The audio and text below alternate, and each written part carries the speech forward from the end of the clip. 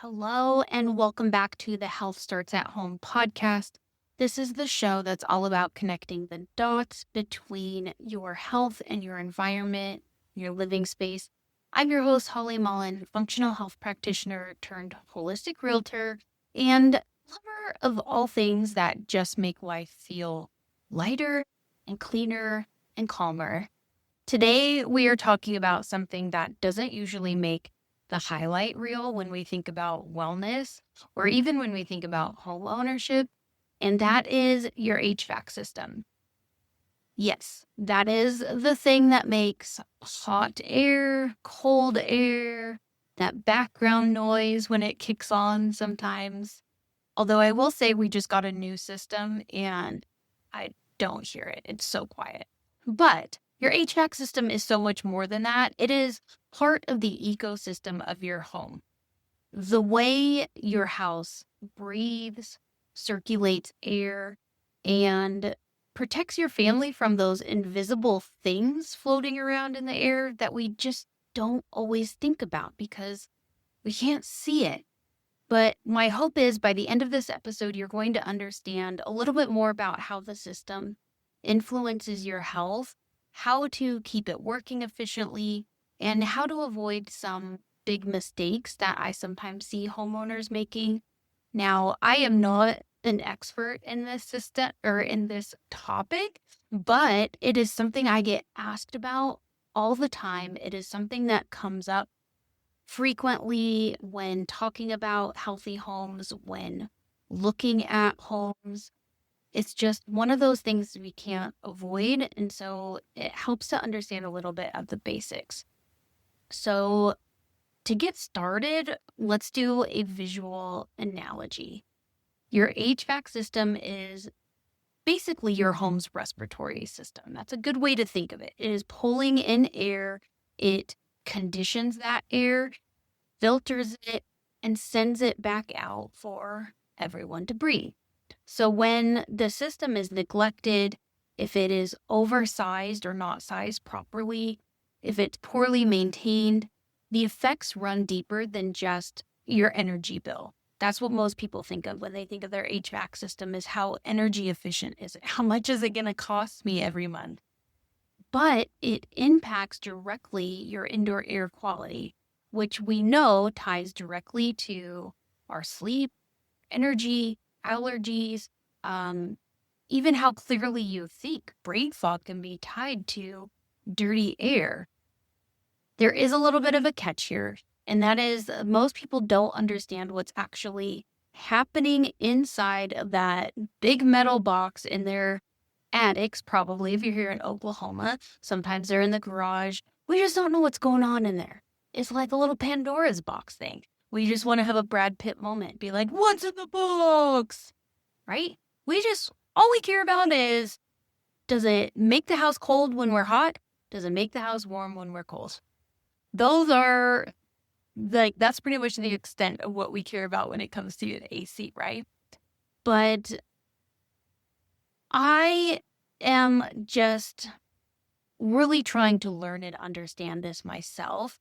And so that is what I'm sharing here in this episode. So if you care about your health, if you're buying a home, this episode is really worth listening to, maybe learning a few basics. So you don't have to turn into a technician, but I want to be able to help you make better decisions and protect your investment. So let's start with the buying phase because this one is huge. When you are touring homes, it's easy to get caught up in how pretty the home is, what it looks like, the countertops, the lighting, the number of bathrooms, all that fun stuff. But if you really want a healthy home, you need to consider what is behind the walls, especially the heating and cooling system. A quick visual inspection of the unit or the systems, that's not going to tell us the whole story. So this is where it's important to have a home inspector or an HVAC technician open up the unit and look for signs of water damage, dust buildup, or anything looks like it has been wet. These systems collect condensation. That is a normal part of what these systems do. But when that moisture sits for too long, it becomes a problem. That is when it could become a breeding ground for microbes. And we don't want to share our home with microbes that aren't supposed to be there or microbes that take over. You want to ask how old the system is, whether it is serviced regularly, and if it is sized correctly for the home. A unit that is too large or too small is not going to operate efficiently, and both of those scenarios can cause humidity problems. It might cost a few $100-ish for a professional HVAC evaluation, but that small investment can save you thousands later. Also, some HVAC companies do inspections for free, or they do a paid inspection. And then if there's any work that needs to be done, sometimes that can be applied to service that is needed. There are kinds of different ways that you can work it here. But the important thing is to just get an inspection so you can at least have peace of mind about the air that you are breathing, that your kids are breathing in. This is important stuff, guys. All right, so once you're in a home, let's say you've already bought your home or you've been living in a home, you don't need to become a home mechanic, but you do need to be a little bit proactive and do regular HVAC maintenance. If you think of your HVAC like your metabolism, it needs routine care to function well. And in a perfect world, you're not going to wait until your house crashes to start eating right. You're going to start building consistency into your routine and make healthier choices day in and day out. Your HVAC system's kind of the same. It should be professionally serviced twice a year, once before the heat kicks in and once before the AC is running full time. So this is seasonally. During these visits of inspection, your technician should be cleaning the coils, checking for leaks or moisture buildup, and making sure that the drainage line is clear and test the performance of your system. You really want to ask your technician questions and check to see what your service agreement covers. If they are just swapping air filters, that's a pretty half-assed service. Like, you could do that yourself. It is not enough to be of value and is not enough to be proactive when it comes to spotting issues or preventing bigger issues down the road. So please don't hire, accept, or pay for half-assed service, because that's not serving you or anyone. I'm always telling my clients to have them take photos with your phone while the unit is open, while they're servicing it. That way you can actually see what's happening inside your own system and not just read it on a report where it might not fully translate it. It helps to be able to see pictures. And then between visits, you want to do a simple monthly or quarterly check-in on your system. You want to change your filter on schedule. When you change your filter, write the date on it so you know. Look around the unit. Look for standing water. Look for debris. Look for signs that something might be a little bit off. You're going to listen for sounds or smells and try to look while your unit is running. At that time, you can feel for air leaks. You can look at your ducts. You can make sure everything's connected. I can't tell you how many times I go into an attic and the ducts aren't even connected. It's just blowing air and sucking air from places it shouldn't be blowing and sucking. It's these little things that just kind of keep you in tune with your home, and they can go a long way in helping to catch problems early. If you're up there looking at it monthly, quarterly, you're going to get familiar with what's normal and what's not. The first couple times might feel a little bit weird because you don't really know what you're looking for or listening for. But the more you're looking at your system, you'll start to notice when something is different. But if you're just looking at it once a year, you're not going to catch maybe when when issues start to come up because you haven't been up there, so you're really not familiar with what's normal for your system. One thing I get asked all the time is about air duct cleaning. Should I get my air ducts cleaned? Here is my hot take on this. Duct cleaning isn't automatically good or bad. It is one of those situational scenarios. If you have visible contamination, maybe you've had water damage or you've had pests or a remodel that created a ton of dust, sure, like that is a good time to have a qualified professional inspect it.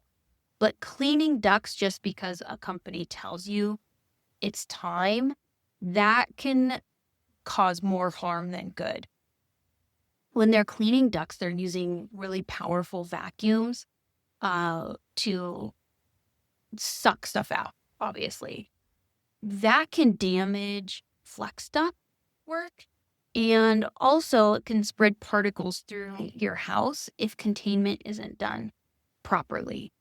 Also, some systems use not just a vacuum, but they're using other types of manual cleaning devices, maybe like scrubber type brushes or something during the cleaning process too.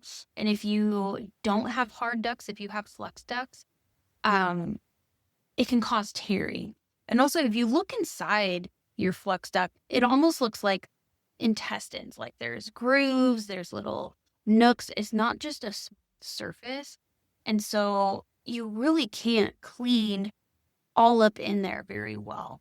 And the device is designed to kind of gently clean that flex duct work. You know it's not getting in there all the way. And if it's too aggressive, it can cause tearing and ripping. And so it gets really tricky when you're trying to clean flex ducts. Now, there are different things that you can do in those scenarios, but again, it's like one of those situational things.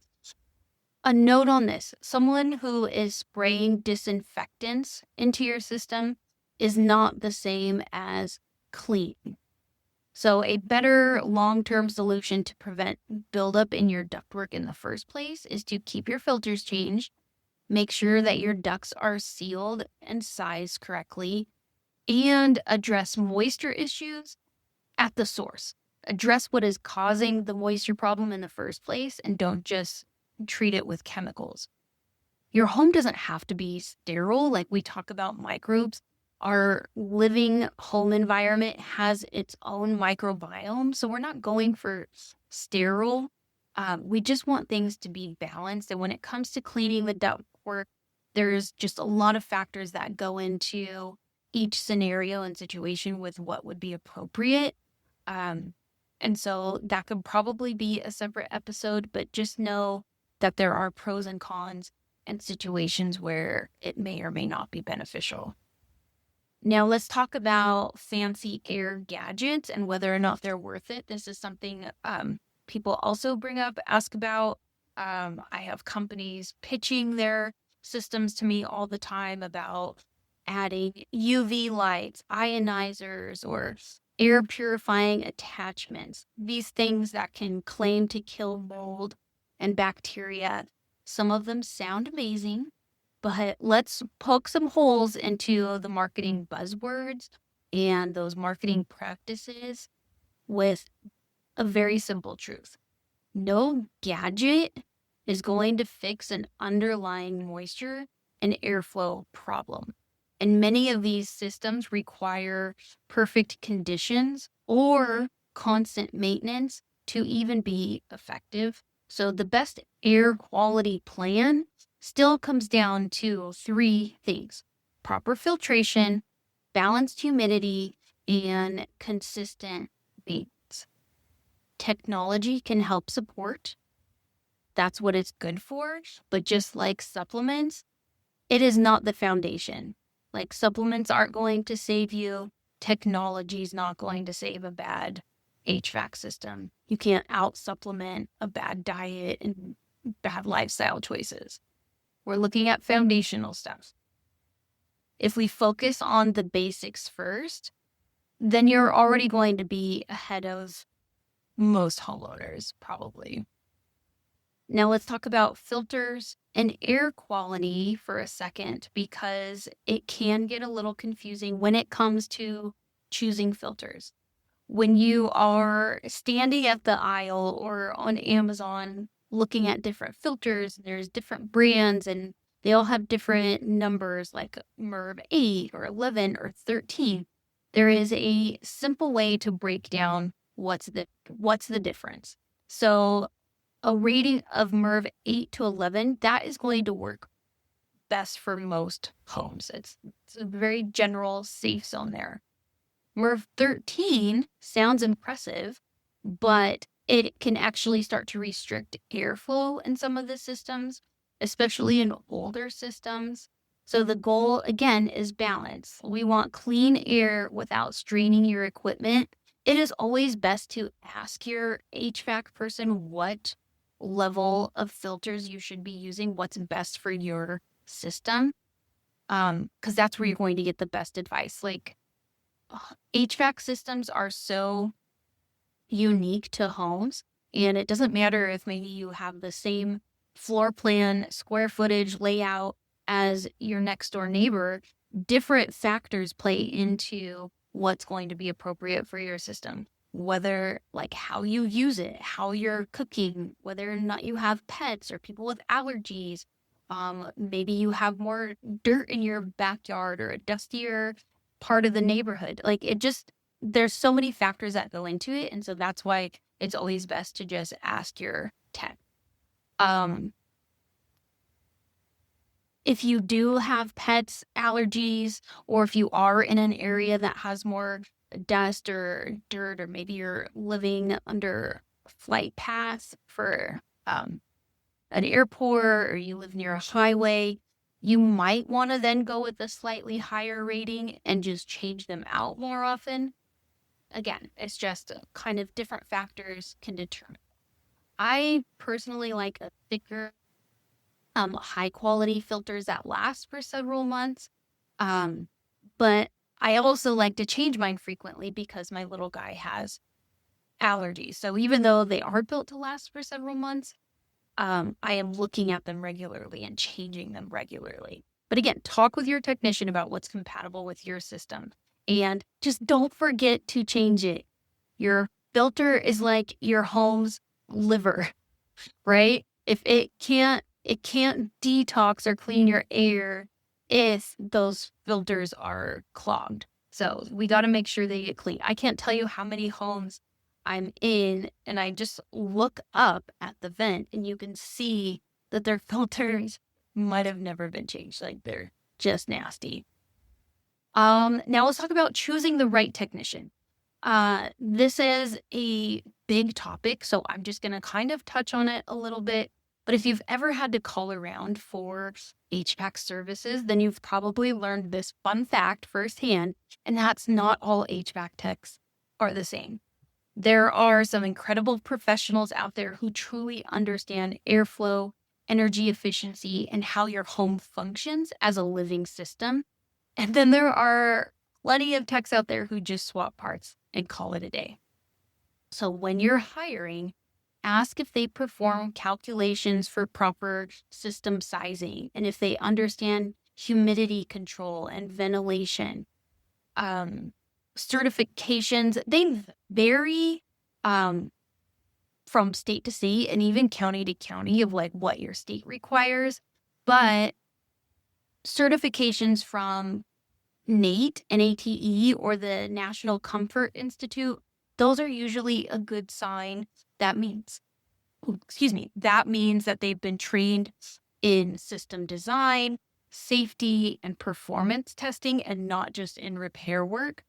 Now, if you're dealing with things like mold or water damage or contamination inside of the system, that's when you'll want to bring in an environmental professional, someone certified through IICRC or ACAC. They focus on testing air quality and safe remediation and not so much the mechanical side of things.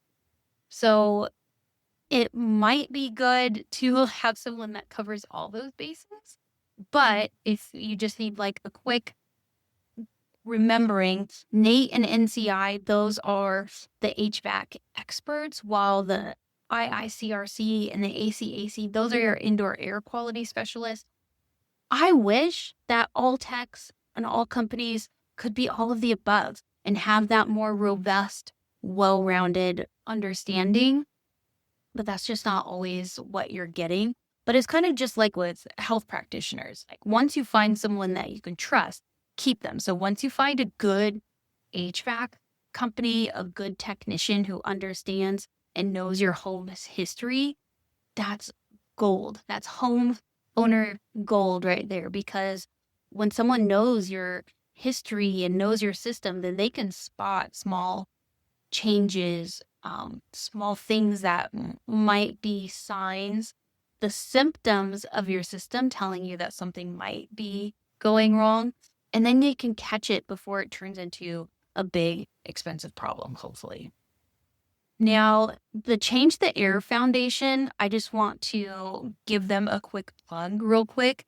I had this episode done and ready to record, and then I was listening to their podcast this morning, and they have an episode out on HVAC today because they have, they just released a full HVAC mini class series on YouTube, and their podcast episode today is one of those YouTube classes that they just released. So it's pretty cool. It's completely free. It's packed with interviews from industry professionals, and it's covering everything from ventilation basics to how to find a qualified contractor in more detail than what I just went into. Like I'm just scratching the surface here, just trying to plant the seed that your HVAC system is something that needs to be serviced and taken care of, and you need to find a technician and a company that can partner along in the maintenance of that system with you.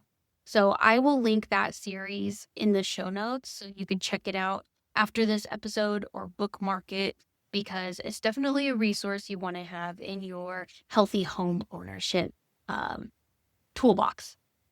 Now, let's just kind of like wrap this all back up. I know you're not sitting around at girls' night out talking about HVACs. Well, maybe, because I think I have with my friends at some point. But it is important to just understand even just a little bit of how the system works, because when you realize that your environment is a living system, when you can see that visually, when you can see the components of your home metaphorically and visually like a body, then it makes things a little bit easier. You start treating it a little bit differently too, because the more you understand, then the more confident you can become, and you can just stop feeling like you're at the mercy of every contractor's opinion that shows up. Because I know I have felt that way when I didn't know. I don't like meeting with contractors or technicians or service professionals and feeling like I have no idea what they're saying, and I just have to have this blind trust. So I think learning this stuff, it helps us show up better as informed homeowners, but also as better advocates for our homes. And just to speak like as a mom here for a sec, I know so many of us in this holistic health space got here because we were either sick or our kids were sick, and we had to figure things out and we had to learn so that we could become better advocates for ourselves and for our families. It's kind of the same thing with your home. We need to understand the basics of these things and what is right and what is a red flag so that we can be better advocates for our homes.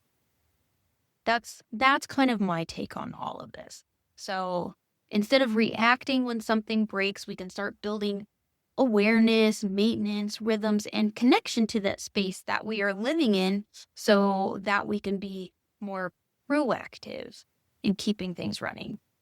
And that's really what I think a healthy home is. It's just more of our awareness in action, just as we are aware in action taking care of our bodies. So today's episode wrap up, our takeaway for today is to know the basics of your system. Keep it clean, keep it dry, keep it well maintained, and choose professionals who care about both the performance of your system, but also the health of your system and the health of the occupants in your home, breathing the air that system is supposed to be keeping clean. And lastly, just don't let fear-based marketing push you into unnecessary gadgets or services or convince you that complicated tech requires um, more constant care or more sophisticated gadgets and tools to add on. That's not always the case.